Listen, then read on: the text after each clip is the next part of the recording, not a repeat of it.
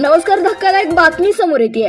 दारूच्या नशेत सतत आई वडिलांना शिवीगाळ करणाऱ्या मोठ्या भावाचा लहान भावाने केला निर्घृणपणे खून. पहा सविस्तर. सांगोला तालुक्यातून एक धक्कादायक बातमी समोर येते.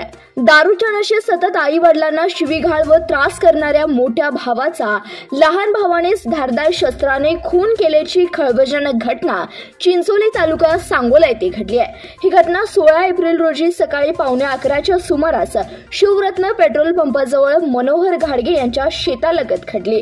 कार्तिक नामदेव यादव वय 28 वर्ष, राहणार चिंचोली तालुका सांगोला असे खून झालेल्या तरुणाचे नाव आहे. वडील नामदेव रावसाहेब यादव वय 50 वर्ष, राहणार चिंचोली यांनी माहिती दिली आहे की कार्तिक नामदेव यादव वय 28 वर्ष हा दारूच्या नशेत वारंवार आपल्या आई वडिलांना शिवीगाळ करत होता. आई वडिलांना दारूच्या नशेत मोठा भाऊ सतत त्रास देत असल्याने लहान भाऊ तुषार वैतागला होता. बुधवारी दिनांक 16 एप्रिल रोजी 11:15च्या सुमारास कार्तिक यादव हा वडील नामदेव व आई नंदा यांना दारू पिऊन शिवीगाळ करीत होता.